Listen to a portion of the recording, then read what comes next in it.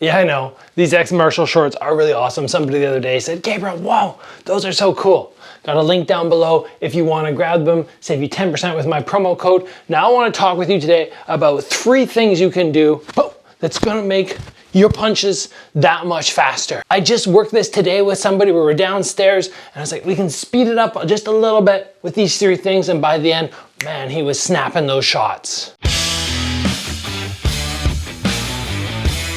First off, Strike Ready Movement is coming out in August and you can get the early bird pricing right now. What does Strike Ready Movement include? Footwork, range, and balance. Those are all integral, but often missed during our training. This is like defense. A lot of people are like, my defense course is like, you know, it's not as exciting as offense. Yeah, it's not as exciting, but it's so essential to do. We're gonna have 25 plus videos. We're gonna have ones where I teach you strategies, techniques, and then we're gonna have follow along sections where you go, okay, this is how we actually put this into practice. Early bird pricing available right now, link down below.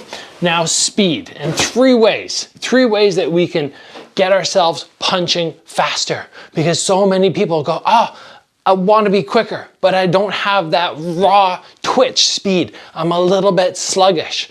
Well, we're not going to sit here and worry about, okay, how do I actually get faster? What are the things we can do that are actually going to, like having this band here, like attaching the band to something or even around my back and then going, okay, now I got this resistance and now I got to punch, and then getting rid of the band and going, oh yes, now I feel faster. That's a great training method, but something that you don't actually have to go and train. Something that you can understand, which is gonna help you punch faster. Number 1, the length of the distance between you and your opponent is gonna dictate how long it takes for you to get that punch out. And assuming we can't improve our punching speed by 20%, we have to recognize, okay, punching from here is going to take X amount of time.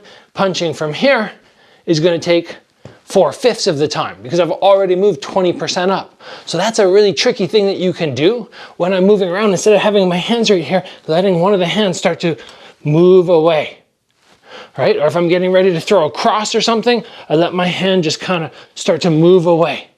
And that in itself is going to take that punch from being full length to now just going, okay, now I only have to go 4/5 of that distance. I would caution going too far, right? We don't want to be out here where we're really unprotected, but taking our hands from here and going to there, absolutely you can be safe because you can get your hands back before they can execute. And from there, again, you've already covered that distance.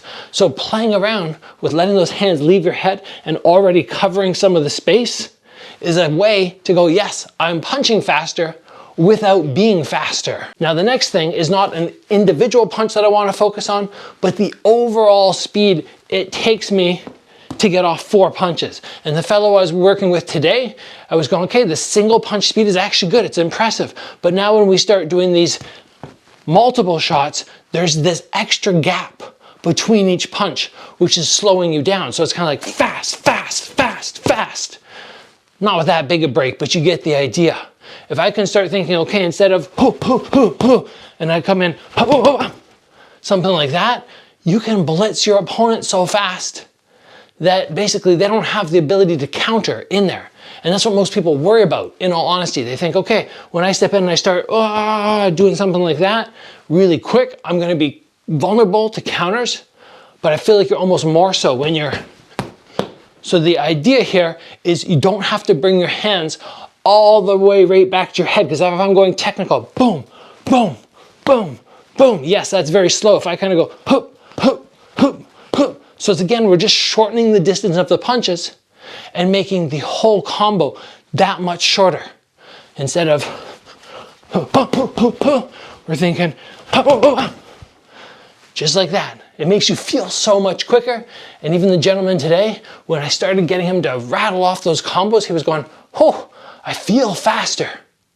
And the final element that I want to talk with you about is removing the idea that the punches need to be the most powerful thing you've ever done. Instead of me thinking, okay, when I punch, it's gotta be, I just go, okay, when I punch, I'm just gonna go, speed. And the gentleman today, I said to him, I want you to focus this next round on more speed. as opposed to that idea of power. When we finished, I went, look, you know what happened there? You punched faster, you took less energy, and your punching power only decreased by probably 5% because speed is power. It's not the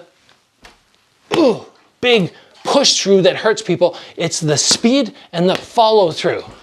So when you start getting that idea that yes, I can throw a punch and snap it with less force, right away you're gonna be faster.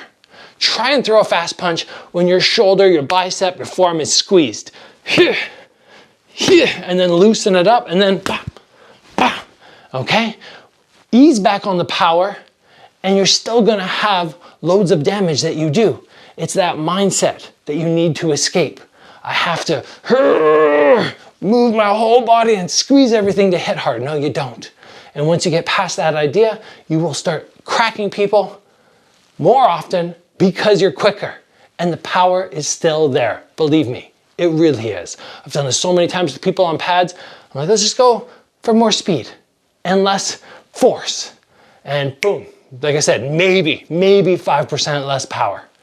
But guess what? You're gonna land more because you're getting there faster anyway. So there are 3 ways to improve your power without actively having to go and be like, okay, I'm gonna lift weights, I'm gonna do all this resistance training. Those concepts there will serve you so well. That's it, guys. Thanks for joining. I'll see you back here again soon.